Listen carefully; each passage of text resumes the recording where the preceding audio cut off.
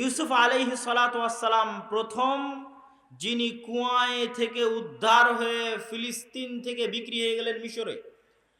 আজও ফিলিস্তিনের সাথে মিশরের যোগাযোগ ওই রকমই সেই কালে যে রকম ছিল।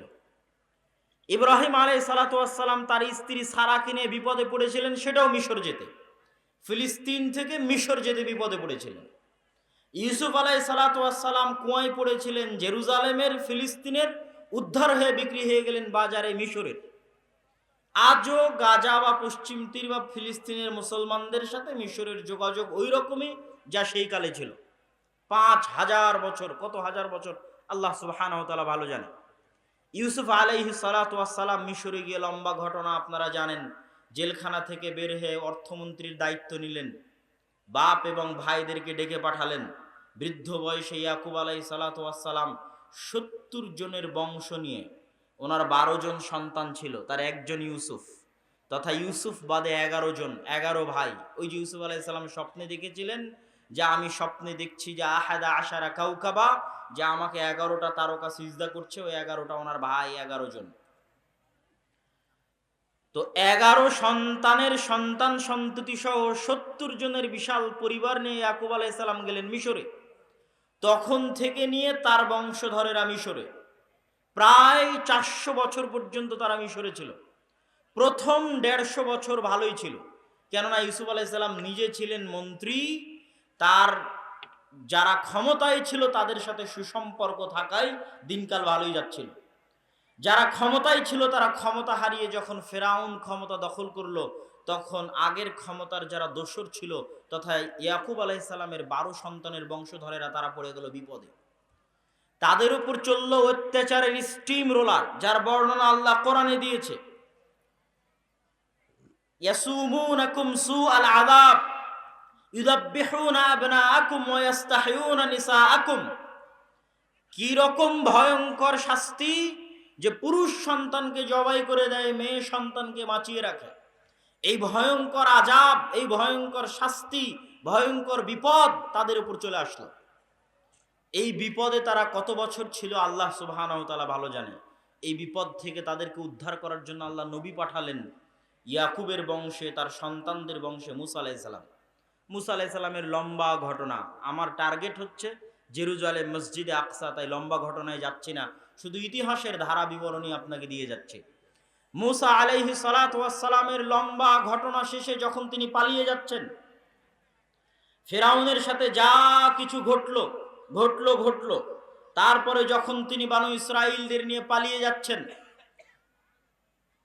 সমুদ্রে ফেরাউন ডুবে মৃত্যুবরণ করলো। মুসা আলাইহিস সালাতু ওয়াস সালাম বানু ইসরাইলদের নিয়ে ওপারে চলে গেলেন। তিনি পুনরায় ফিরে কেন মিশরের ক্ষমতা দখল করলেন না, এই প্রশ্ন অনেকের। কিন্তু তারা যদি জানতো যে মুসা আলাইহিস সালাম কোথায় যাচ্ছিলেন, তাহলে এই প্রশ্ন আসতো না। আমরা জানি না যে মুসা আলাইহিস সালাম কোথায় যাচ্ছিলেন, তিনি পালাচ্ছিলেন না তিনি ফিরে যাচ্ছিলেন। মুসা আলাইহিস সালাতু ওয়াস সালাম পালাচ্ছিলেন না ফিরে যাচ্ছিলেন। কোথায় ফিরে যাচ্ছিলেন? ৪০০ বছর আগে তার পর দাদা ইয়াকুব যেই জেরুজালেম, যেই ফিলিস্তিন থেকে মিশরে এসেছে, তারপর দাদা ইউসুফ যেই কুয়ায় পড়ে সেখান থেকে উদ্ধার হয়ে মিশরে এসেছে, সেই বাপ দাদার আদি ভিটা জেরুজালেম, ফিলিস্তিন, শামে ফিরে যাচ্ছিলেন। এই জন্য পুনরায় আর মিশরে আসেননি। আজও মানচিত্র ওইভাবেই আছে। আপনি গুগল ম্যাপ খুললে দেখবেন যে মিশর থেকে ফিলিস্তিন গেলেই মাঝখানে যে সাগর পড়বে, ওই সাগরের নাম লোহিত সাগর। ওই সাগরই ফেরাউন ডুবে মরেছিল, ওই সাগর থেকে ফেরাউনের লাশ উদ্ধার হয়েছে। এখনো মানচিত্রে ওভাবেই আছে। মুসা আলাইহিস সালাতু ওয়াস সালাম ফিলিস্তিন বিজয় করার জন্য, জেরুজালেম বিজয় করার জন্য যাচ্ছেন, আশ্রয় নিজের আদি ভিটায় ফিরে যাচ্ছেন। কিন্তু সেখানে এই ৪০০ বছরে অন্য মানুষ বসবাস শুরু করেছে। তাদেরকে সেখান থেকে সরিয়ে সেই শহরে প্রবেশ করা এত সহজ নয়। এই জন্য মুসা আলাইহিস সালাম তার জাতিকে নিয়ে ঘুরপাক খেতে থাকলেন সিনাই মরুভূমিতে। মরুভূমি আজও ওই রকমই আছে। ওই মরুভূমি আপনি গুগল ম্যাপে গেলে দেখতে পাবেন যে লোহিত সাগর পার হওয়ার পর ফিলিস্তিন পর্যন্ত পৌঁছতে মাঝখানে বিশাল মরুভূমি, সেই মরুভূমির নাম সিনাই মরুভূমি। মরুভূমিতে আসলেন বলেই তো পানি নাই, পানি নাই দেখেই তো বানু ইসরাইল বলল যে পানি দেন, পানির ব্যবস্থা করেন। মরুভূমিতে আছেন দেখেই তো খাবার নাই, খাবার নাই দেখেই তো আল্লাহ আসমান থেকে মান্না সালোয়া পাঠালেন। কেননা তখন মুসা আলাইহিস সালাম আছেন মরুভূমিতে, সমুদ্রের লবণাক্ত পানি খেতে পারবেন না। এই জন্য আল্লাহ পাথরে আঘাত করতে বললেন মুসা আলাইহিস সালামকে। লম্বা ঘটনা, সব কোরআনের আয়াতে সূরা বাকারার মধ্যেই পাবেন। আমাদের ধারাবাহিক যে তাফসির গেছে দেশব্যাপী ধারাবাহিক দাওয়াতি সফরে, সেই ধারাবাহিক তাফসিরের মধ্যে আরো বিস্তারিত, আরো লম্বা আকারে পাবেন প্রতিটা ঘটনা, প্রতিটা পয়েন্ট বিস্তারিত ব্যাখ্যা সহ। মান্না সালোয়া মানে কি, পাথর কয় ভাগ হয়েছিল, কারা কারা ছিল, সব বিস্তারিত পাবেন আল ইতিসাম টিভিতে ধারাবাহিক তাফসির। আজকে আমাদের উদ্দেশ্য হচ্ছে মসজিদে আকসা। তা আমি এতক্ষণ কি বুঝালাম, উনি আছেন সিনাই মরুভূমিতে। এই জন্য তুর পাহাড়ও সিনাই মরুভূমিতে। যেই তুর পাহাড়ে মুসা আলাইহিস সালাম তাওরাত গ্রহণ করেছেন, যেই তুর পাহাড় আল্লাহ বানু ইসরাইলের উপর তুলে ধরেছিলেন, যেই তুর পাহাড়ে তিনি 40 দিন ইবাদত করেছিলেন, যেই তুর পাহাড়ে ইবাদত করতে গেলে বানু ইসরাইল গরুর পূজা শুরু করেছিল, ওটাও সিনাই মরুভূমিতে, আজও ওইভাবেই আছে। তো আল্লাহ সুবহানাহু ওয়া তাআলা এই জাতিকে আদেশ দিল, কি আদেশ দিল আল্লাহ কোরআনে বলছে। এবার আসবে জেরুজালেম, মসজিদে আকসা। ইয়া কওমি দুখুলুল আরদাল মুকাদ্দাসাতাল্লাতী কাতাবাল্লাহু লাকুম, হে আমার জাতি তোমরা প্রবেশ করো পবিত্র ভূমিতে। আল্লাহ পবিত্র ভূমি বলে কোরআন মাজিদে সম্বোধন করেছে। হে আমার জাতি তোমরা প্রবেশ করো পবিত্র ভূমিতে, আল্লাতী কাতাবাল্লাহু লাকুম, যেই ভূমি আল্লাহ তোমাদের জন্য লিখে রেখেছে। ওয়ালা তারতাদ্দু আলা আদবারিকুম, আর তোমরা পিঠ প্রদর্শন করে ফিরে যেও না। ফাতানকালিবু খাসিরিন, যদি তোমরা পিঠ প্রদর্শন করে ফিরে যাও তাহলে তোমরা ক্ষতিগ্রস্তদের অন্তর্ভুক্ত হবে। উত্তরে মুসা আলাইহিস সালামের জাতি কি বলল? ক্বালু ইয়া মুসা ইন্না ফিহা কওমান জাব্বারিন, তারা উত্তরে বলল, মুসা ওখানে তো শক্তিশালী জাতি বসবাস করে, ওদের সাথে আমরা যুদ্ধে পারবো না। ওয়া ইন্না লান নাদখুলাহা হাত্তা ইয়াখরুজু মিনহা, যতক্ষণ না তারা সেখান থেকে বের হয়ে যায় ততক্ষণ আমরা প্রবেশ করতে পারবো না। ফাইন ইয়াখরুজু মিনহা ফাইন্না দাখিলুন, যদি এই শক্তিশালী জাতি ওখান থেকে স্বেচ্ছায় বের হয়ে যায় আমরাও তাহলে সেখানে প্রবেশ করব। আপনি আজকের অবস্থার সাথে মিলিয়ে নেবেন, আজকের অবস্থার সাথে হুবহু মিল আছে। সেই দিন মুসা আলাইহিস সালামের জাতি যা বলেছিল, কি বলেছিল? মুসা আমরা ওই শহরে প্রবেশ করতে পারবো না, ওখানে শক্তিশালী, পৃথিবীর সবচেয়ে শক্তিশালী জাতি বসবাস করে, পৃথিবীর সবচেয়ে অত্যাধুনিক অস্ত্র তাদের কাছে আছে, আমরা প্রবেশ করতে পারবো না। আরাকায়াতে আল্লাহ বলেছেন তারা কি উত্তর দিয়েছিল জানেন? আরাকায়াতে আল্লাহ সুবহানাহু ওয়া তাআলা বলছে তারা মুসা আলাইহিস সালামকে উত্তর দিয়েছিল, ইন্না লান নাদখুলাহা আবাদাম মা দামু ফিহা ফাযহাব আনতা ওয়া রাব্বুকা ফাকাতিলা ইন্না হাহুনা কাঈদুন। মুসা আপনি আর আপনারা আল্লাহ গিয়ে যুদ্ধ করেন, আমরা এখানে বসে থাকলাম। ওরা শক্তিশালী জাতি, অত্যাধুনিক অস্ত্র আছে তাদের কাছে, আমরা যেতে পারবো না। আপনি আর আপনার আল্লাহ গিয়ে যুদ্ধ করেন, আমরা বসে থাকলাম। তবে দুইজন ব্যক্তি যুদ্ধ করতে রাজি হয়েছিল, তাদের কথা আল্লাহ কোরআনে বলেছে। কিভাবে বলেছে? ক্বালা রাজুলানি মিনাল্লাযীনা ইয়াখাফুনা, তাদের মধ্যে দুইজন ব্যক্তি যারা আল্লাহকে ভয় করত, আনআমাল্লাহু আলাইহিমা, যাদের উপর আল্লাহর দয়া ছিল, তারা কি বলল? উদখুলু আলাইহিমুল বাব, হে আমাদের জাতি, হে আমাদের সম্প্রদায়, তোমরা এই শহরে প্রবেশ করো। তোমরা ওরা শক্তিশালী দেখে ভয় পাচ্ছ কেন? ওরা খুবই পাওয়ারফুল দেখে তোমরা ভয় পাচ্ছ কেন? ফাইদা দাখালতুমু, যখনই তোমরা ওই শহরে সাহস নিয়ে প্রবেশ করা শুরু করবে তখনই তোমরা বিজয়ী হবে। ওয়া আলাল্লাহি ফাতাওয়াক্কালু ইন কুনতুম মুমিনিন, আর ভরসা রাখো আল্লাহর উপর যদি তোমরা মুমিন হয়ে থাকো। শক্তিশালী জাতি আছে এই জন্য প্রবেশ করতে ভয় পাচ্ছ, ভরসা রাখো আল্লাহর উপর, আল্লাহর উপর ভরসা রেখে সামনে আগালে তোমরা বিজয়ী হবে। দুইজন ব্যক্তি এই কথা বলল। বাকিরা যখন যুদ্ধ করতে অনাগ্রহ পেশ করলো তখন মুসা আলাইহিস সালাম আল্লাহকে বললেন, আল্লাহ আমার পক্ষে আর এই জাতিকে পরিচালনা করা সম্ভব নয়, আপনি আমাদের এদের মধ্যে ফাইসালা করে দেন, আমি আর পারবো না। কেন তিনি হতাশ হলেন তার পিছনে অনেক লম্বা ঘটনা আছে, যা বানু ইসরাইলের ধারাবাহিক ইতিহাসে আমরা তাফসিরে আলোচনা করেছি। যখন তিনি হতাশা প্রকাশ করলেন তখন আল্লাহ তাদের জন্য শাস্তি নাজিল করলেন 40 বছর। আল্লাহ কোরআন মাজিদে বলেছেন, ফাইন্নাহা মুহাররামাতুন আলাইহিম 40 সানা ইয়াতিহুনা ফিল আরজ, 40 বছর পাগলের মতো ওই সিনাই মরুভূমির মধ্যে ঘুরতে থাকবে উদ্ভ্রান্তের মতো। এই 40 বছরের জন্য তাদের শাস্তি। মুসা আলাইহিস সালাতু ওয়াস সালামের অন্তরে ব্যথা ছিল, যে তিনি জেরুজালেম বিজয় করতে পারেননি। এই ব্যথা কোথা থেকে এই ব্যথার প্রমাণ পাওয়া যাবে? বুখারীর হাদিসে রাসূলুল্লাহ সাল্লাল্লাহু আলাইহি ওয়াসাল্লাম বলছেন যে মুসা আলাইহিস সালাম মৃত্যুর আগে আল্লাহর কাছে দোয়া করেছিলেন। ফাসাআলাল্লাহ, মুসা আলাইহিস সালাম আল্লাহর কাছে দোয়া করলেন আইয়ুদনিয়াহু, যে হে আল্লাহ আমার মৃত্যু দেন, মিনাল আরদিল মুকাদ্দাসাতি রামিয়াতাম বিহাজারিন, আমার এই নিমক হারাম নাশকর কওমের কারণে জেরুজালেম বিজয় করতে পারলাম না, মসজিদে আকসা বিজয় করতে পারলাম না, কিন্তু আমার অন্তর চায় যে আমার মৃত্যু হোক ওই পবিত্র মাটির, পবিত্র ভূমির যত নিকটে সম্ভব, অন্তত একটা পাথর নিক্ষেপ করার দূরত্ব হলেও আল্লাহ আপনি আমার মৃত্যু ওই পবিত্র ভূমির কাছে দিয়েন। এই মর্মে মুসা আলাইহিস সালাম আল্লাহর কাছে দোয়া করেছেন। দোয়া বর্ণনা করছেন মুহাম্মদ সাল্লাল্লাহু আলাইহি ওয়াসাল্লাম বুখারীর হাদিসে। আর মুহাম্মদ সাল্লাল্লাহু আলাইহি ওয়াসাল্লাম এটাও বলছেন, আমি যদি আজ ফিলিস্তিনে থাকতাম তাহলে তোমাদের দেখিয়ে দিতাম এখানে মুসা আলাইহিস সালামের কবর। ঘটনা বলছি কত হাজার বছর আগের, কিন্তু মনে হবে আজকের মতো বাস্তব। মুহাম্মদ সাল্লাল্লাহু আলাইহি ওয়াসাল্লামেরও হাজার বছর আগের ঘটনা বলছি। তাহলে কতদিন থেকে এই ভূমি পবিত্র আর কতদিন থেকে এই মাটি পবিত্র আল্লাহ সুবহানাহু ওয়া তাআলা জানে। তবে যতদিন থেকেই হোক সেটা কাবার 40 বছর পর থেকে। ওই যে দুইজন ব্যক্তি যারা যুদ্ধ করতে রাজি হয়েছিল, মুসা আলাইহিস সালামের মৃত্যুর পরে তাদের একজনকে আল্লাহ নবী বানিয়ে দিলেন। তাদের একজনের নাম হচ্ছে ইউশা বিন নুন। মুসা আলাইহিস সালাম খিজির আলাইহিস সালামের সাথে দেখা করার জন্য যাকে সাথে করে নিয়ে গেছিলেন তিনি ইউশা বিন নুন। ওনার একজন সফর সঙ্গী ছিল খিজির আলাইহিস সালামের সাথে সাক্ষাৎ করতে যাওয়ার জন্য, ওই সফর সঙ্গী হচ্ছে ইউশা বিন নুন। যে দুইজন যুদ্ধ করতে রাজি হয়েছিল তাদের একজন হচ্ছে ইউশা বিন নুন। ইউশা বিন নুনকে আল্লাহ নবী বানিয়ে দিলেন মুসা আলাইহিস সালাতু ওয়াস সালামের মৃত্যুর পরে। ইউশা বিন নুন নবী হওয়ার পরে 40 বছরের আযাব যখন শেষ হলো, 40 বছরের শাস্তি পেয়ে এদের ব্রেন দিমাগ ঠিক হয়েছে যে না, আল্লাহ যুদ্ধ করতে বলেছে, যুদ্ধ করতে হবে। ইউশা বিন নুনের নেতৃত্বে জেরুজালেম বিজয় অভিযান শুরু হলো আল্লাহর আদেশের 40 বছর পর। এই 40 বছরের মধ্যে মুসা আলাইহিস সালাম মারা গেছে। আল্লাহ আদেশ দিয়েছিলেন, অমান্য করেছিল, 40 বছরের আযাব এসেছে। 40 বছরের আযাব চলমান অবস্থাতেই মুসা আলাইহিস সালাম মারা যান। মুসা আলাইহিস সালামের মৃত্যুর পর নবী হয় ইউশা বিন নুন।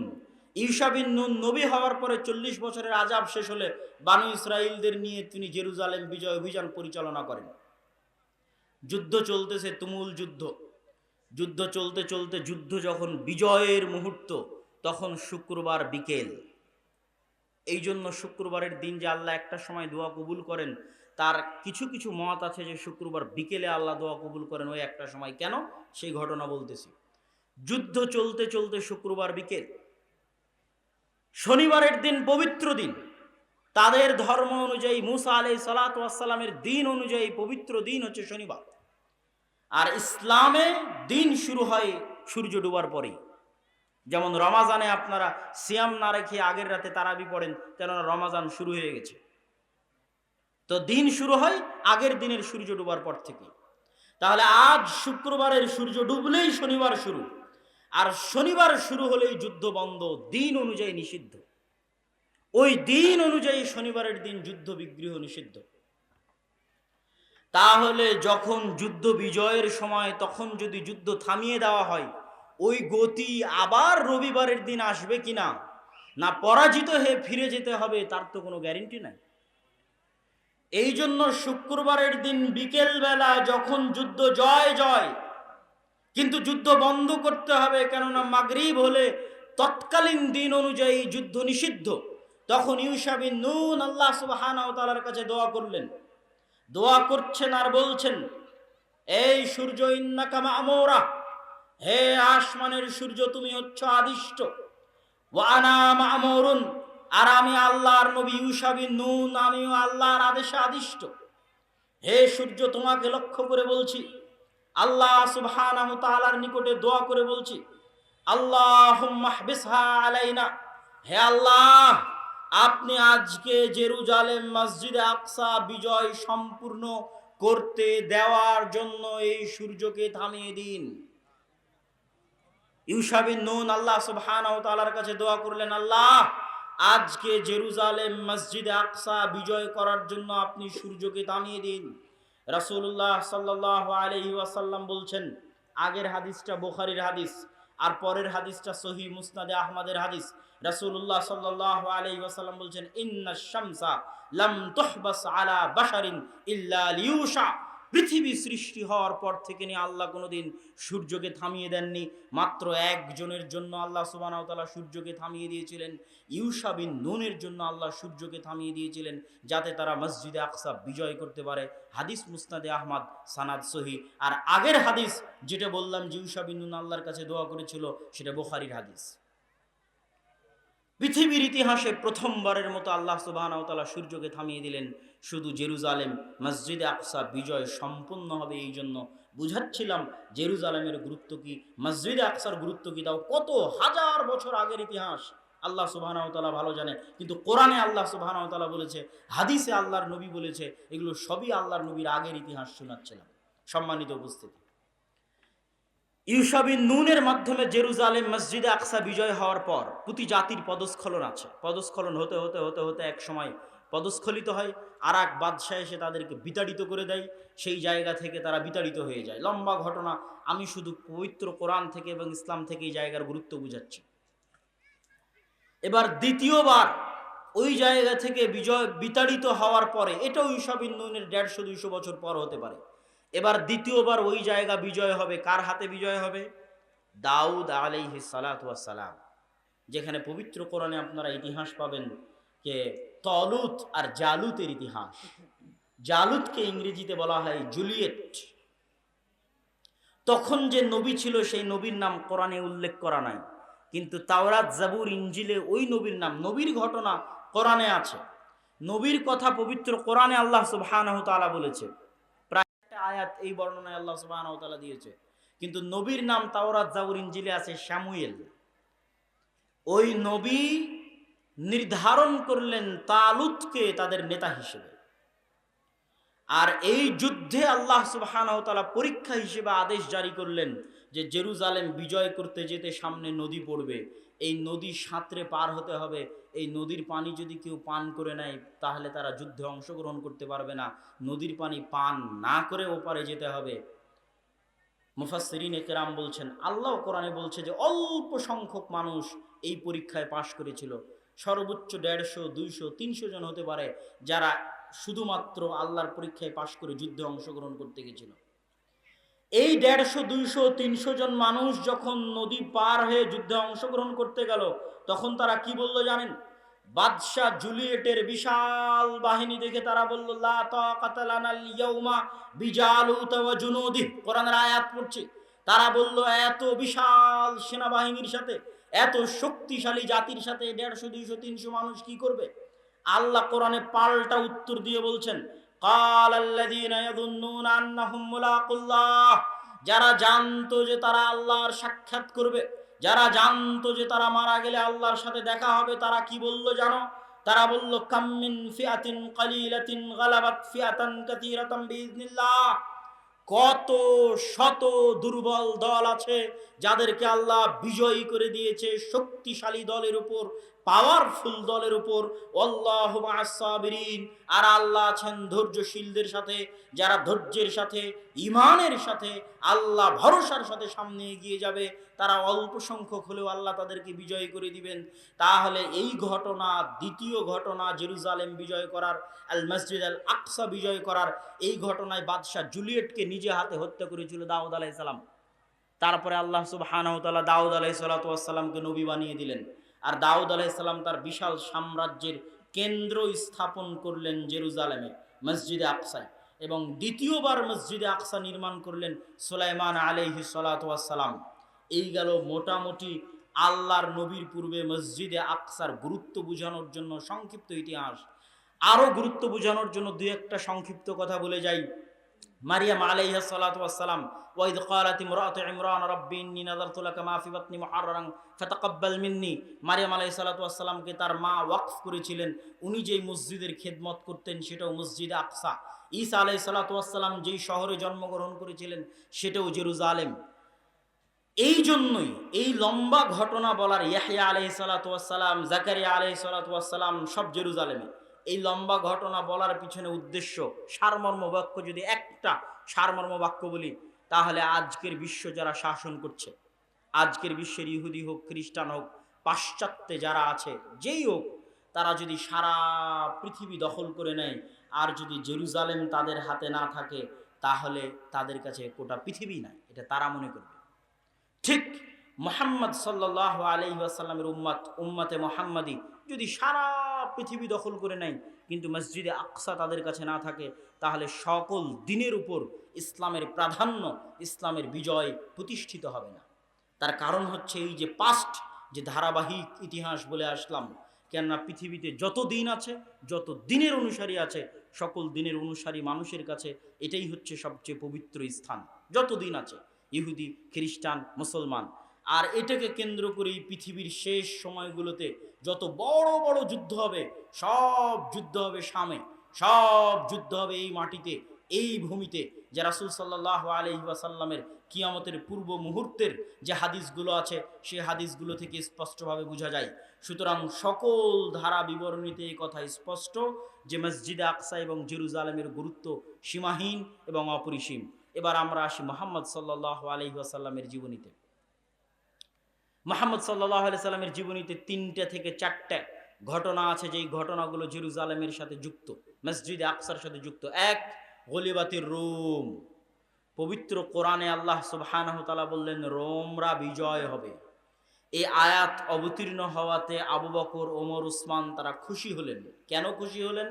এর প্রেক্ষাপট আপনাদেরকে সংক্ষেপে বুঝতে হবে। এর সংক্ষিপ্ত প্রেক্ষাপট হচ্ছে পারস্যের অগ্নিপূজকরা মসজিদে আকসা দখল করে নিয়েছিল, জেরুজালেম দখল করে নিয়েছিল। তাদের হাত থেকে যখন পারস্যরা, অগ্নিপূজকরা যখন মসজিদে আকসা দখল করে নিয়েছিল, তখন মক্কার মুশরিকরা খুশি হয়েছিল, আর মক্কায় থাকা মুহাম্মদ সাল্লাল্লাহু আলাইহি ওয়াসাল্লামের সাহাবীরা কষ্ট পেয়েছিল।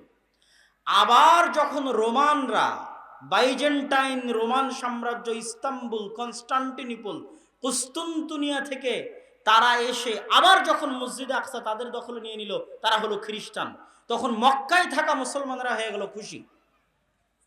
ঘটনা দেখেন, ঘটনাটা বুঝেন, যে যখন পারস্যের অগ্নিপূজকরা মসজিদে আকসা দখলে নিচ্ছে, মক্কায় থাকা মুশরিকেরা খুশি, আর মক্কায় থাকা মুসলমানেরা কষ্ট পাচ্ছে। ঘটনা ঘটতেছে 1000 বছর, 1000 মাইল দূরে। এবার পারস্যের অগ্নিপূজকদের কাছ থেকে যখন রোমান খ্রিস্টানরা মসজিদে আকসার দখল নিচ্ছে, সেটার কথা আল্লাহ কোরআনে বলছে গলিবাতের রুম। আর মক্কায় বসে মুহাম্মদ সাল্লাল্লাহু আলাইহি ওয়াসাল্লাম খুশি হচ্ছে, মক্কায় বসে মুসলমানেরা খুশি হচ্ছে। ঘটনা কি? এখান থেকেই বোঝা যায় যে আকীদা যেটাই হোক, যদি মুসলমানদের হাতে থাকে তাহলে এটাতে খুশি হওয়া যাবে, এটাতে সহযোগিতা করা যাবে, এই চেষ্টায় সহযোগিতা করা যাবে। তার দলিল এখানে যে মুহাম্মদ সাল্লাল্লাহু আলাইহি ওয়াসাল্লাম অগ্নিপূজকদের হাত থেকে খ্রিস্টানদের কাছে মসজিদে আকসা থাকবে, এটাতে তিনি খুশি। দলিল কোরআনের আয়াত। এটা গেল এক। দুই, সুবহানাল্লাযী আসরা বিআবদিহি লাইলাম মিনাল মাসজিদিল হারামি ইলাল মাসজিদিল আকসা আল্লাযী বারাকনা হাওলাহু। ওই সত্তার পবিত্রতা বর্ণনা করছি যিনি মক্কা থেকে তার বান্দা মুহাম্মদ সাল্লাল্লাহু আলাইহি ওয়াসাল্লামকে নিয়ে গেছেন মসজিদে আকসায়, যেই মসজিদে আকসার চারিদিকে বরকত দিয়ে ঘেরা আছে। আল্লাহু আকবার। আল্লাহ কোরআনে বলছেন আল মসজিদুল আকসা আল্লাযী বারাকনা হাওলাহু। ওই মসজিদে আকসায় আল্লাহ নিয়ে গেছেন মুহাম্মদ সাল্লাল্লাহু আলাইহি ওয়াসাল্লামকে, যার চারিদিকে বরকত দিয়ে ঘেরা আছে। মেরাজে রাসূলুল্লাহ সাল্লাল্লাহু আলাইহি ওয়াসাল্লাম মক্কা থেকে গেছেন মসজিদে আকসায়, মসজিদে আকসা থেকে গেছেন সপ্তম আসমানে, আর মসজিদে আকসায় তিনি সকল নবীর সালাতে ইমামতি করিয়েছেন। এটা হলো রাসূল সাল্লাল্লাহু আলাইহি ওয়াসাল্লামের জীবনে মসজিদে আকসার সাথে ইসলামের সম্পর্ক, মসজিদে আকসার সাথে উম্মতে মুহাম্মাদীর সম্পর্ক। তৃতীয় এবং আশ্চর্য সম্পর্ক, তৃতীয় এবং আশ্চর্য, অতি আশ্চর্য, অতি আশ্চর্য, সেটা হচ্ছে মুহাম্মদ সাল্লাল্লাহু আলাইহি ওয়াসাল্লাম জন্মের পর থেকে জানেন কাবা সবচেয়ে পবিত্র। তার বাপ, তার দাদা, তার 14 গোষ্ঠী, তার আদি পিতা ইসমাইল এবং তার আদি পিতা ইব্রাহিম মিলে কাবা তৈরি করেছে।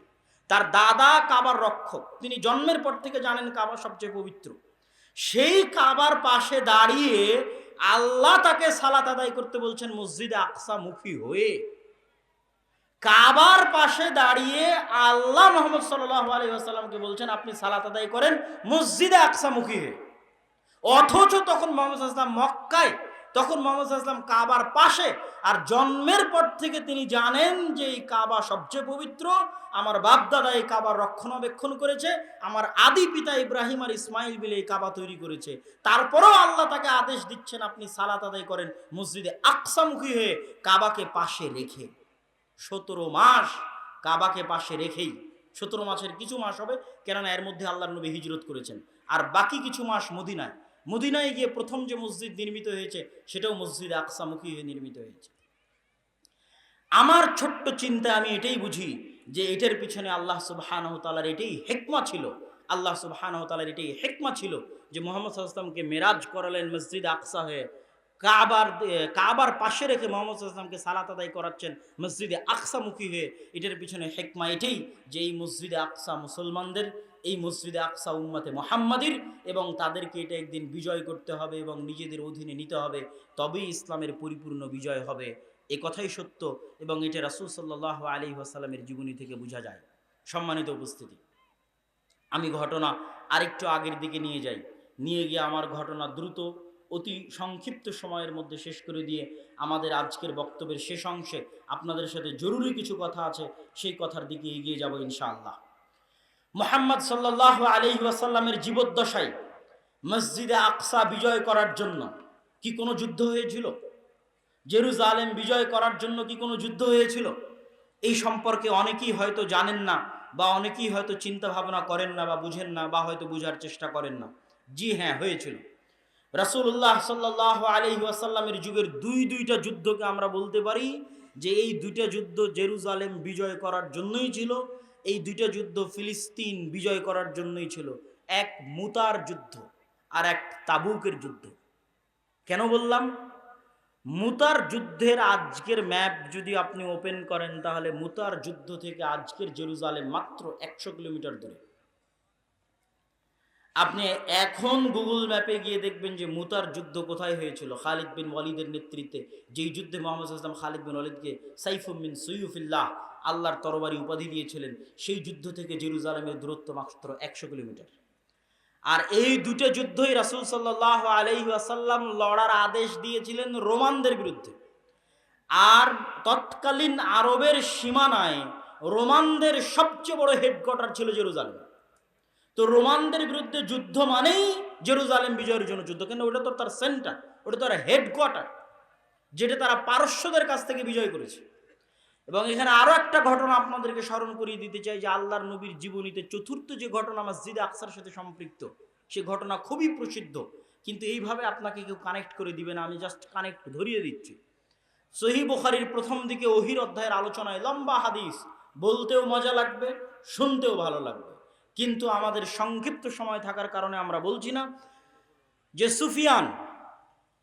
আবু সুফিয়ান রাদিয়াল্লাহু তাআলা আনহু, যিনি পরবর্তীতে ইসলাম গ্রহণ করেছিলেন, হুদাইবিয়ার যখন সন্ধি হয় তখন মুহাম্মদ সাল্লাল্লাহু আলাইহি ওয়াসাল্লাম ব্যস্ত হয়ে গেলেন দাওয়াতি কাজে, আর আবু সুফিয়ানেরা ব্যস্ত হলো ব্যবসায়িক কাজে। তো আবু সুফিয়ানেরা ব্যবসা করতে চলে গেছে জেরুজালেমে ব্যবসা করতে গেছে। জেরুজালেমের তৎকালীন বাদশাহ তথা গোটা রোমান এম্পায়ারের বাদশাহ স্বপ্নে দেখছে যে তার রাজত্ব দখল করে নিবে যারা খাতনা করে, আরবের মধ্যে যারা খাতনা করে। সংক্ষিপ্তভাবে হাদিস বলে দিচ্ছি যে আরবের মধ্যে কারা খাতনা করে, তার মাথা নষ্ট। সে পরের দিন সব পাদ্রীদের জমা করলো, কারা খাতনা করে? বলে ইহুদিরা ছাড়া আর কেউ খাতনা করে তো তোমরা জানি? বলে না, আরবের মধ্যে কারা খাতনা করে। আশপাশে কোনো আরব থাকলে ধরে নিয়ে আসো। আশপাশে আরব পাওয়া গেল, আবু সুফিয়ানকে ধরে নিয়ে আসা হলো। তোমরা খাতনা করো তো? বলে হ্যাঁ। ইব্রাহিম আলাইহিসসালাতু ওয়াসসালামের সুন্নাত, বললাম না ইব্রাহিম আলাইহিস সালামের এক ছেলে মক্কায় ছিল ইসমাইল, তার বংশধর মুহাম্মদ সাল্লাল্লাহু আলাইহি ওয়াসাল্লাম, তারা খাতনা করে। তো বলে ঘটনা কি বলো তো? বলে ঘটনা এই মুহাম্মদ সাল্লাল্লাহু আলাইহি ওয়াসাল্লামের লম্বা ঘটনা, মুহাম্মদ সাল্লাল্লাহু আলাইহি ওয়াসাল্লামের বিষয়ে তার জিজ্ঞাসা, তার উত্তর, মুহাম্মদ সাল্লাল্লাহু আলাইহি ওয়াসাল্লামের আগে কি কেউ রাজা ছিল, মুহাম্মদ সাল্লাল্লাহু আলাইহি ওয়াসাল্লামের আগে কি কেউ নবী ছিল, এগুলো সব জিজ্ঞেস করছে বাদশা হিরাক্লিয়াস। কেন জিজ্ঞেস করছে? উনি উত্তরে বলছেন, মুহাম্মদ সাল্লাল্লাহু আলাইহি ওয়াসাল্লামের আগে যদি কেউ নবী থাকতো তোমরা বলতে, তাহলে আমি মনে করতাম যে তার বাপদাদার দেখা দেখে ওও নবী দাবি করেছে, কিন্তু মুহাম্মদ সাল্লাল্লাহু আলাইহি ওয়াসাল্লামের আগে ইসমাইলের বংশে আর কেউ নবী দাবি করেনি। সুতরাং এটা তো আমি বলতে পারছি না যে মুহাম্মদ কারো দেখা দেখি নবী দাবি করছে সাল্লাল্লাহু আলাইহি ওয়াসাল্লাম। মুহাম্মদ সাল্লাল্লাহু আলাইহি ওয়াসাল্লামের আগে তার বংশে কেউ রাজা ছিল? আবু সুফিয়ান বলছে না, মুহাম্মদ সাল্লাল্লাহু আলাইহি ওয়াসাল্লামের আগে তার বংশে কেউ রাজা ছিল না।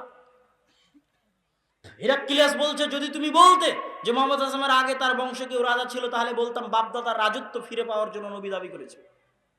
এইভাবে একের পর এক তার জিজ্ঞাসা চলতেছে আর উত্তর চলতেছে।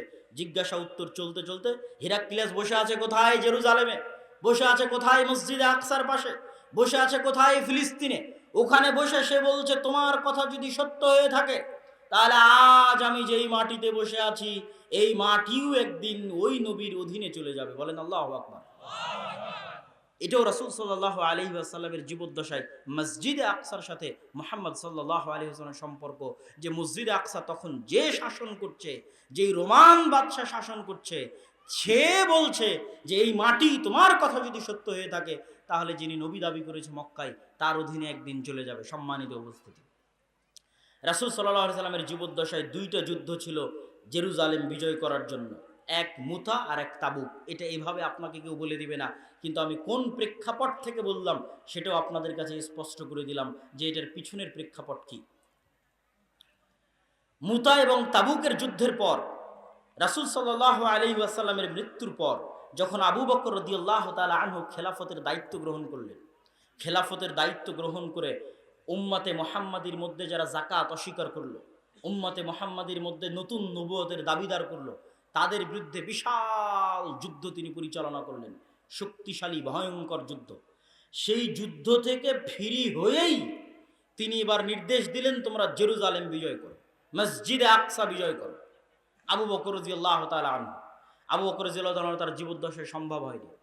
তারপরে ওমর রাদিয়াল্লাহু তাআলা আনহু এসে ওই নির্দেশ অব্যাহত রাখলেন।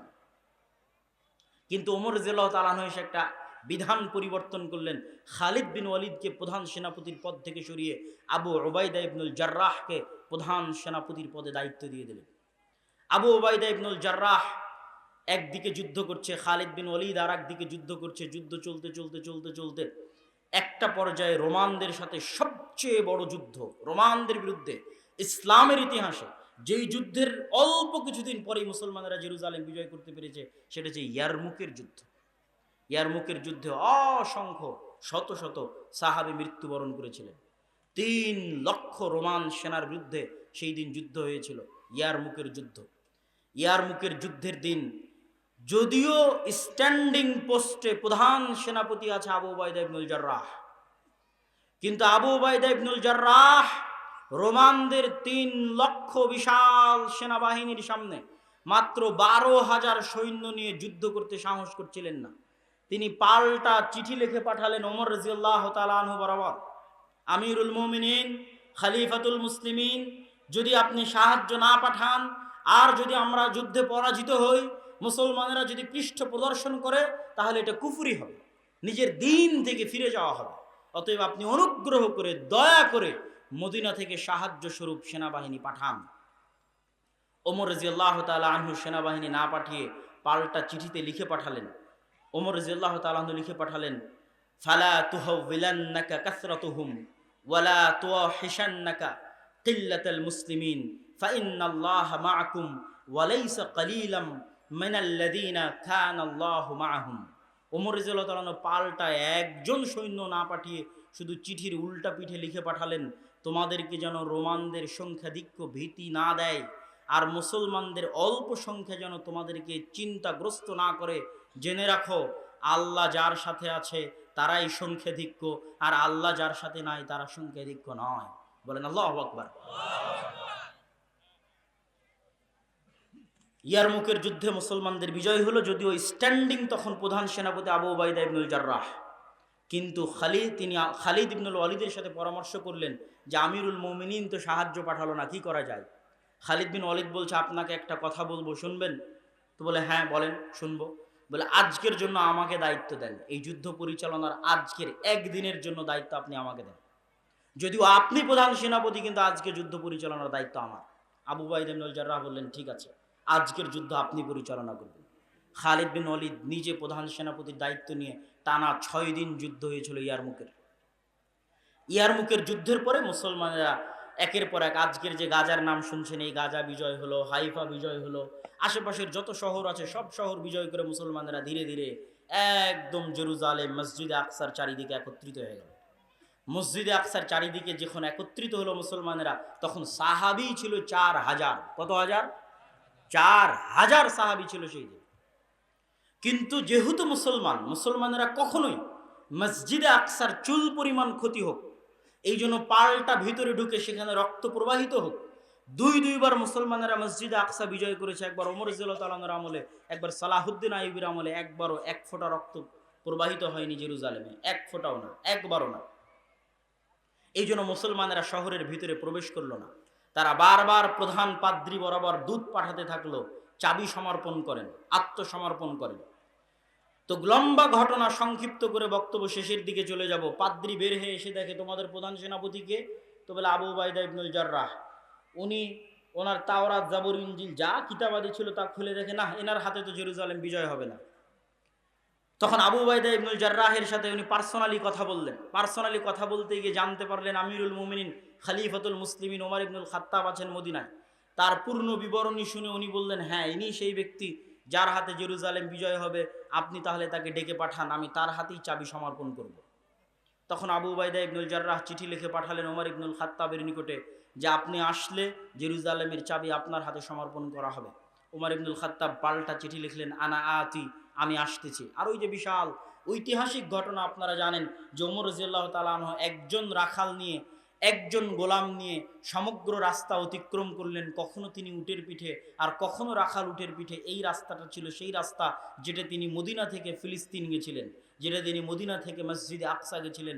এটা ছিল সেই রাস্তা, সেই রাস্তার ঘটনা, এবং ঘটনা ঐতিহাসিকভাবে সত্য।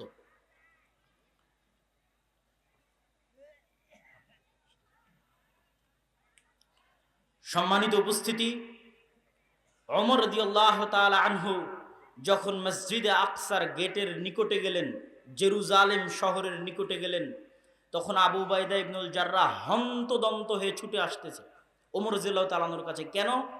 তখন ওমর রাদিয়াল্লাহু তাআলা আনহু নিজে উটের রশি ধরে টানতেছেন, আর ওমর রাদিয়াল্লাহু তাআলা আনহু যেই উটের রশি ধরে টানতেছেন ওই উটের পিঠে বসে আছে রাখাল, আর ওমর রাদিয়াল্লাহু তাআলা আনহুর গায়ে জীর্ণ শীর্ণ জামা। তো আবু উবাইদা ইবনুল জাররাহ হন্তদন্ত হয়ে ছুটে এসে বলছে, ইয়া আমিরুল মুমিনিন, ইন্নার রোমান ইয়ানজুরু ইলাইনা নাজরাতা কিল্লাহ। আমিরুল মুমিনিন খলিফাতুল মুসলিমিন করেছেন কি?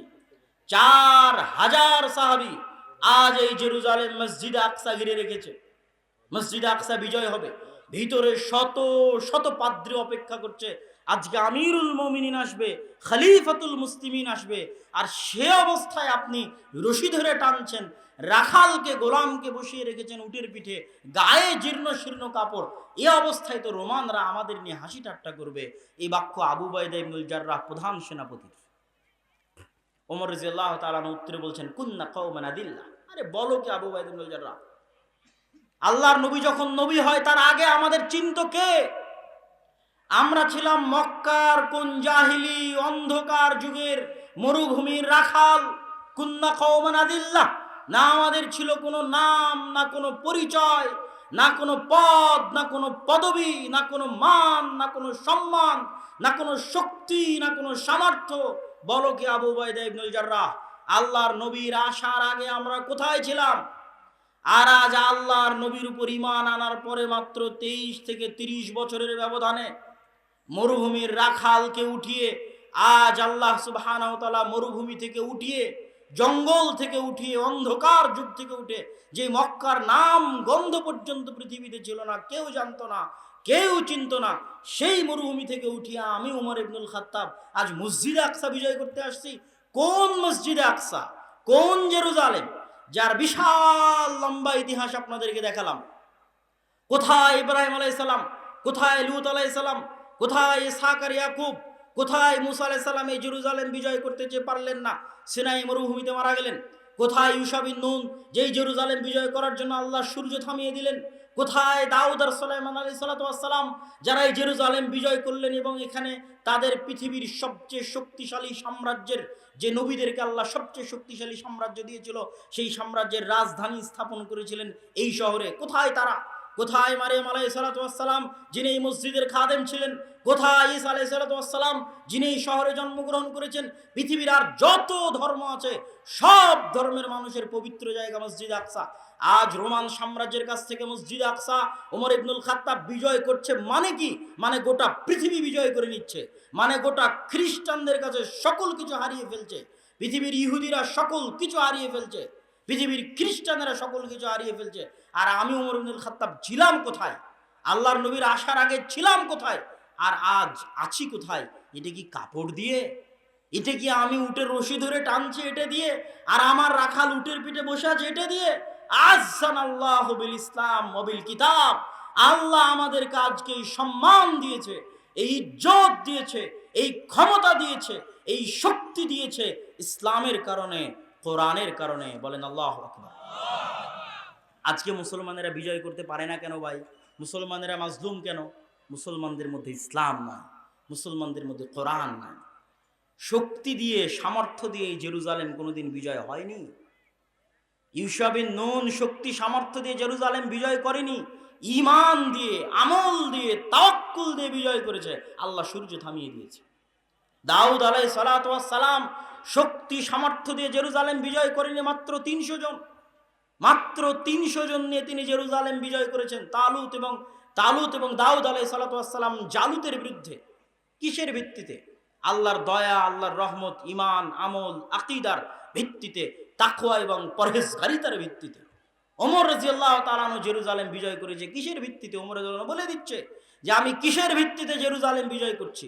না কাপড় চোপড়ের শান শওকত, না ক্ষমতার শান শওকত, না টাকা পয়সার ক্ষমতা, বরং ঈমানের জোর, আমলের জোর, আল্লাহ ভরসার জোর, আল্লাহ ভীতির জোর, তাকওয়া পরহেজগারিতার জোর।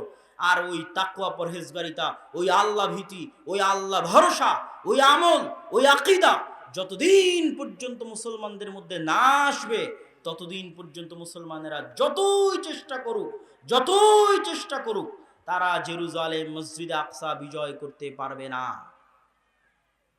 আমল নাই, মুখে নাই দাড়ি, প্যান্ট টাকনুর নিচে পর্দা নাই, এইরকম বেআমল দিয়ে, বেতাকওয়া দিয়ে, বেপরহেজগারিতা দিয়ে আল্লাহ সুবহানাহু ওয়া তাআলা জেরুজালেম বিজয় দিবেন না। আল্লাহ সুবহানাহু ওয়া তাআলা ওই রকমই নেতা পাঠাবেন, ওই রকমই দায়িত্বশীল পাঠাবেন, ওই রকমই পরহেজগার কওম তৈরি করবেন, ওই রকমই তাকওয়াবান জাতি তৈরি করবেন, যাদের হাতে তিনি বিজয় দিবেন। যদি নাই হয় কোনোদিন, তাহলে ঈসা আলাইহিস সালামের সাথে, ইমাম মাহদির সাথে যারা তাকওয়া পরহেজগারিতা, আল্লাহ ভীতি, আল্লাহ ভরসা নিয়ে সামনে আগাবে, তাদের হাতে আল্লাহ সুবহানাহু ওয়া তাআলা বিজয় দিবে। এই জন্য আমি মুসলমানদেরকে অনুরোধ করতে চাই, পৃথিবীর মুসলমানদেরকে, বাঙালিদেরকে, বাংলাদেশিদেরকে, যে এই কথা আপনারা যত দ্রুত বুঝবেন যে মিছিল দিয়ে নয়, হ্যাঁ প্রতিবাদ ভালো জিনিস, বাহ্যিক কাজের প্রতিবাদ ভালো জিনিস, কিন্তু আপনি মিছিল দিয়ে মসজিদে আকসা বিজয় করতে পারবেন না। আপনি ফেসবুকে পোস্ট দিয়ে মসজিদে আকসা বিজয় করতে পারবেন না।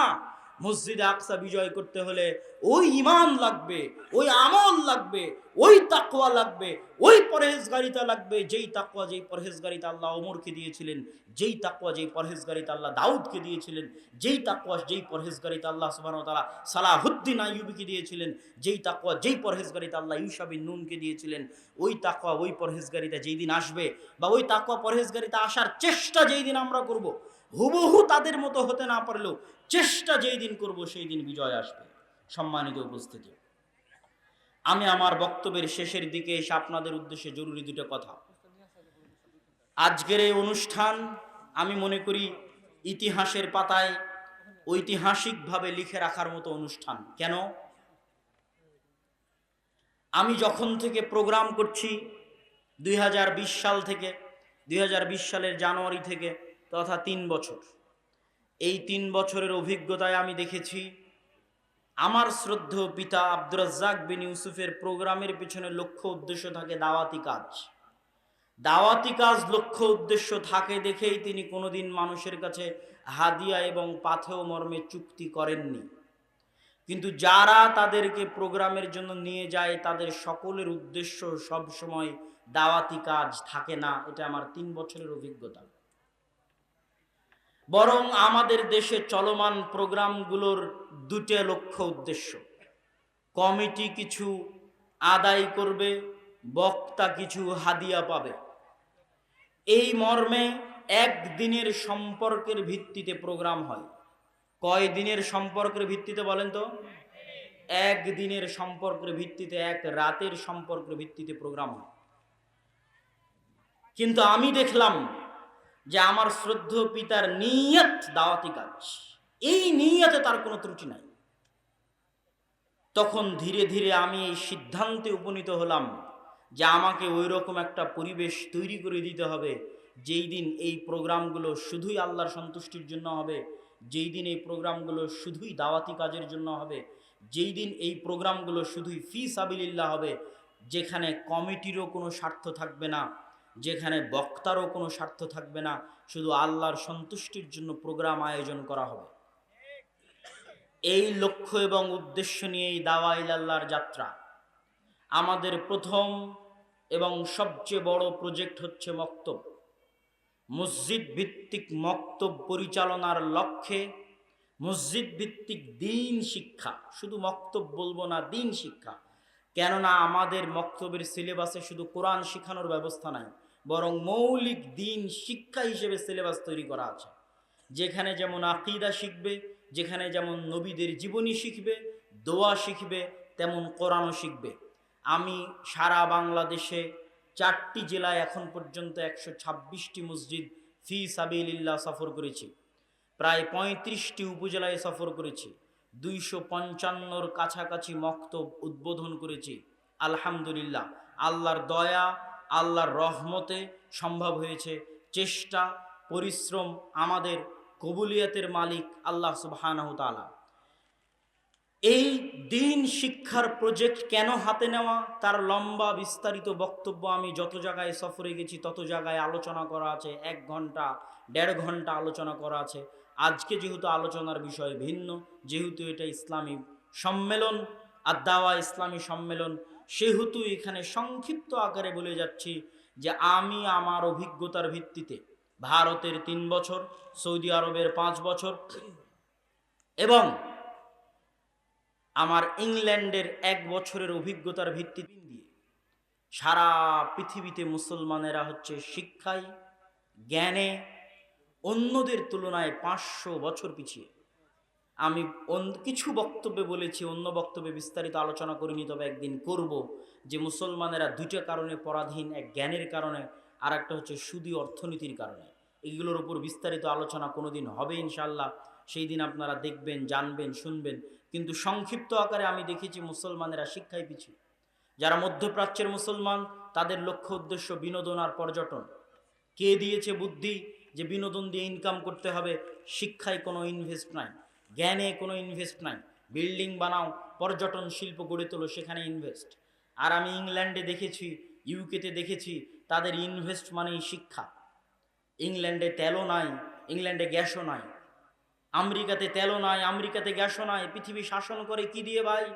আমেরিকা, ইংল্যান্ডের অক্সফোর্ড আছে, ক্যামব্রিজ আছে, হার্ভার্ড আছে, নাসা আছে। মুসলমানদের চেয়ে 500 বছর জ্ঞান বিজ্ঞানে এগিয়ে আছে। জ্ঞান বিজ্ঞান বিক্রি করেই তারা পৃথিবী শাসন করছে। হাড়ে হাড়ে অনুভব করে দেখে এসে আপনাকে বলছে। গাড়িতে উঠলে দেখবেন বই পড়ছে, পার্কে গেলে দেখবেন বই পড়ছে, ট্রেনে উঠলে দেখবেন বই পড়ছে। মাঝে মধ্যে তাদের বই পড়ার ছবি উঠিয়ে আমি আমার 2 ভাই আব্দুর রহমান এবং আব্দুর রহিমকে পাঠাতাম। একদিন এক স্টেশনে পরপর 3টে ট্রেন মিস হওয়ায় ওই ট্রেনে প্রচুর ভিড় হয়েছে।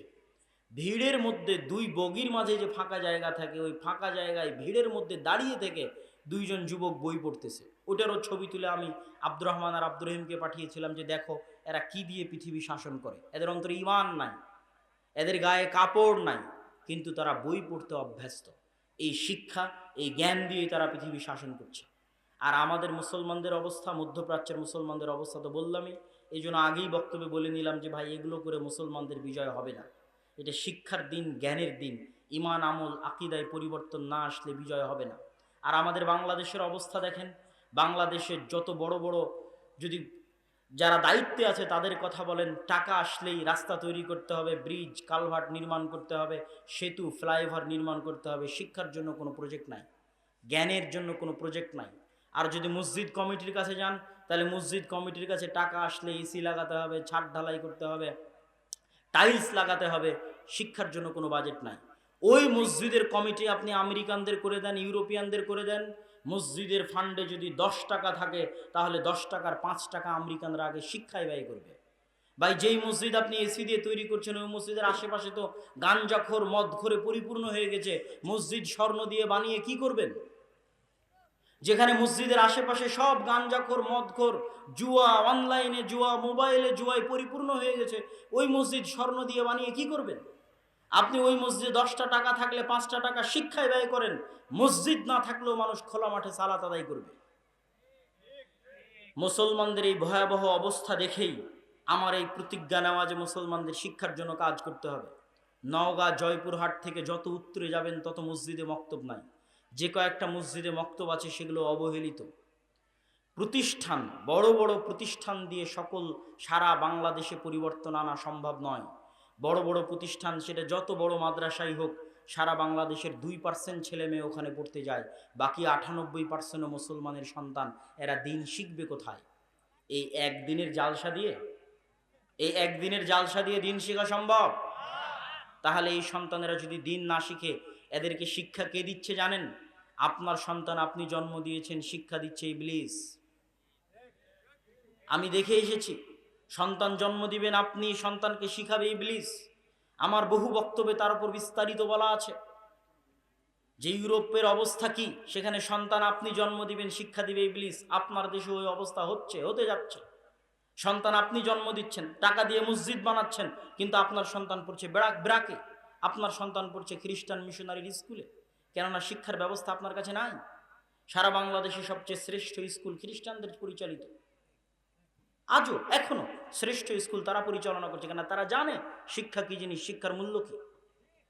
ব্রাকের ওয়াকফ করা জমি নাই, বিল্ডিং নাই, কিন্তু ব্রাক সারা বাংলাদেশে হাজার হাজার স্কুল পরিচালনা করছে ভাড়া জমিতে, ভাড়া টিন, ভাঙ্গা টিন দিয়ে ভাড়া জমিতে পরিচালনা করছে। আর মুসলমানদের লক্ষ লক্ষ মসজিদ থাকার পরও, হাজার হাজার মসজিদ থাকার পরও এই সমস্ত মসজিদগুলোতে দিনের দাওয়াতি কাজ নাই। সম্মানিত উপস্থিতি, এই জন্য আমরা মসজিদ ভিত্তিক দিন শিক্ষা কার্যক্রমকে জোরালো করার জন্য, শক্তিশালী করার জন্য সারা দেশে দাওয়া ইলাল্লাহর অধীনে যে দাওয়াতি সফর চলছে, তারই অংশ হিসেবে আমরা চেয়েছি যে আমাদের প্রোগ্রামগুলো ফি সাবিলিল্লাহ হোক। এবং আপনারা আমার জন্য দোয়া করবেন। আমার অন্তরের একটা ইচ্ছা, আজকে যেহেতু প্রথম আর দাওয়া ইলাল্লাহর অধীনে প্রথম প্রোগ্রাম পত্নীতলাতেই, এখানে আজকে আপনাদের এটা প্রথম প্রোগ্রাম, এবং আজকের প্রোগ্রামে বাপ বেটা আমরা ফি সাবিলিল্লাহ এসেছি। মানে আজকের প্রোগ্রাম কমিটির কাছে আমরা 1 টাকাও হাদিয়া নিব না। বলেন আল্লাহু আকবার। আল্লাহ সুবহানাহু ওয়া তাআলা যেন আমাদের এই নিয়তকে কবুল করে, আল্লাহুম্মা আমিন। এবং এটার মাধ্যমে যেন আমরা সারা বাংলাদেশে মসজিদ ভিত্তিক দিন শিক্ষার জগতে একটা বিপ্লব নিয়ে আসতে পারি, আল্লাহ যেন সেটা কবুল করে। বলেন আল্লাহুম্মা আমিন। আপনারা আমার জন্য দোয়া করবেন। আমার অন্তরের সুপ্ত ইচ্ছা হচ্ছে যে অন্তত সর্বোচ্চ লক্ষ্য সেটা মনের মধ্যে আছে, কিন্তু অন্তত আল্লাহ সুবহানাহু ওয়া তাআলা যেন আমাকে ওই পর্যন্ত ক্ষমতা দেয়, যেই দিন আমি আমার জীবদ্দশায় এবং আমার শ্রদ্ধেয় পিতা আব্দুর রাজ্জাক বিন ইউসুফের জীবদ্দশায় এমন পরিবেশ তৈরি করে দিতে পারবো যে তিনি হাজারো লক্ষ মানুষের সামনে এসে আজ থেকে 10-15 বছর আগে যেমন নির্ভয়ে, নিঃসংকোচে, বলিষ্ঠ কণ্ঠে শিরক এবং বেদাতের বিরুদ্ধে দাঁত ভাঙ্গা আওয়াজে বক্তব্য দিয়েছেন, কোনো ভয় এবং ডর এবং সংকোচ ছাড়া, আল্লাহ সুবহানাহু ওয়া তাআলা যেন দাওয়া ইলাল্লাহর মাধ্যমে, মসজিদ ভিত্তিক দিন শিক্ষার মাধ্যমে তার জীবদ্দশাতেই আমাকে ওই রকম পরিবেশ ফিরিয়ে আনার তৌফিক দেন, যেই দিন আবারও তিনি হাজারো লক্ষ মানুষের সামনে দাঁড়িয়ে নিঃসংকোচে, নির্ভয়ে, বলিষ্ঠ কণ্ঠে শিরক এবং বেদাতের বিরুদ্ধে ওইভাবেই বক্তব্য দিবেন যেইভাবে আজ থেকে 30 বছর আগে, 20 বছর আগে বক্তব্য দিয়েছেন, কোনো ভয় ছাড়া, কোনো সংকোচ ছাড়া। সেই পরিবেশ যেন আল্লাহ সুবহানাহু ওয়া তাআলা করে দেয়। বলেন আল্লাহুম্মা আমিন। এই মহৎ উদ্দেশ্য নিয়ে, মুসলমানের সন্তানের কাজ নিয়ে, আমার কাজ নয়, আজকের এই অনুষ্ঠানে যদি আপনারা 5টা টাকাও দান করেন, 10টা টাকাও দান করেন, তাহলে সারা দেশে যে মক্তবগুলো পরিচালিত হচ্ছে, এই মক্তবগুলোর অর্থায়নে ব্যয় হবে। অত্র অঞ্চলে যে মক্তবগুলো চলবে, সেই মক্তবগুলোর অর্থায়নে ব্যয় হবে। এই অঞ্চলেও আমি সফর করে গেছি, মক্তব কেন্দ্রিক প্রতি উপজেলায় 1 দিন করে সফর করেছি। ফলত আপনাদের কাছে উক্ত অনুষ্ঠানে, উক্ত সম্মেলনে দান করার উদাত্ত আহ্বান রেখে আর দাওয়া ইলাল্লাহর জন্য দোয়া করার আহ্বান রেখে এবং আমরা ফি সাবিলিল্লাহ দাওয়াতি কাজ করার লক্ষ্যে একদিনের সম্পর্কে নয়, স্থায়ীভাবে যারা দাওয়াতি কাজ করবে, 12 মাস যারা দাওয়াতি কাজ করবে, তাদের প্রোগ্রাম আমরা করতে চাই, ফি সাবিলিল্লাহ প্রোগ্রাম করতে চাই। কিন্তু একদিনের জন্য কোটি টাকা দিলেও ভাড়ায় খাটতে রাজি নই। একদিনের জন্য কোটি টাকায় দিলেও ভাড়ায় খাটতে রাজি নই। আল্লাহর সন্তুষ্টির জন্য যারা 12 মাস দাওয়াতি কাজ করবে, মসজিদ ভিত্তিক দিন শিক্ষা কার্যক্রম করবে, তাদের সহযোগিতার জন্য, মুসলমানের সন্তানের শিক্ষার ব্যবস্থার জন্য, দেশব্যাপী মসজিদ ভিত্তিক দিন শিক্ষা গড়ে তোলার জন্য, আল্লাহর সন্তুষ্টির উদ্দেশ্যে, আল্লাহর পবিত্র কোরআন মুসলমানের সন্তানের শিক্ষার জন্য আমরা এই উদ্যোগ নিয়েছি। আপনারা কবুল করবেন, নিয়তে কোনো ত্রুটি নাই। 2 বছর থেকে 100টা মক্তব পরিচালনা করি। তারপরে যখন এই দাওয়াতি সফর শুরু করি তখন ভয় পেতাম, কেননা আব্বু নিজেই জামিয়া সালাফিয়ার মতো 4টা বড় বড় প্রতিষ্ঠানের দায়িত্ব পালন করছে। আমি তো তাকে বলতে পারি না যে আপনি এখানে কিছু দেন, এটা বলতে আমার কষ্ট হয়। এই জন্য আমি ভয় পেতাম যে এই যে দাওয়াতি সফর শুরু করছি, এই মক্তবগুলোর ব্যবস্থা কিভাবে হবে। কিন্তু পরক্ষণে আব্বুর ওই কথাটাই আমার জন্য সাহস হয়ে থেকে গেল, যেটা তিনি জামিয়া সালাফিয়া তৈরি করার সময় বলে থাকেন যে আমার হাতে টাকা নেই, এ কথা সত্য, এখানে প্রতিষ্ঠান হবে এ কথাও সত্য, কেমনে হবে তা আমি জানি না। এই কথাকে সামনে রেখে আল্লাহ সুবহানাহু ওয়া তাআলার উপর ভরসা করে সারা দেশে মসজিদ ভিত্তিক দিন শিক্ষা কার্যক্রম পরিচালনা করার জন্য মাঠে নেমেছি।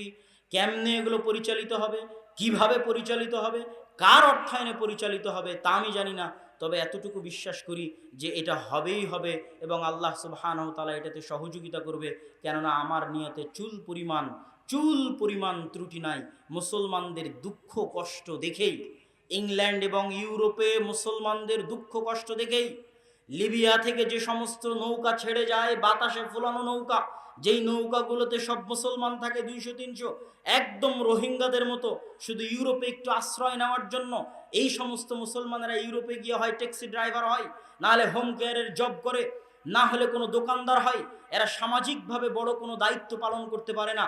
মুসলমানদের এই নিম্ন অসহায় অবস্থা দেখেই মুসলমানদের শিক্ষায় ব্যাপক পরিবর্তন লাগবে, রুট লেভেল থেকে পরিবর্তন লাগবে। আর মসজিদগুলো থেকে মক্তব উঠে যাচ্ছে, দিন শিক্ষা অন্যরা নিয়ে চলে যাচ্ছে, মুসলমানের সন্তানের শিক্ষা অন্যরা নিয়ে চলে যাচ্ছে।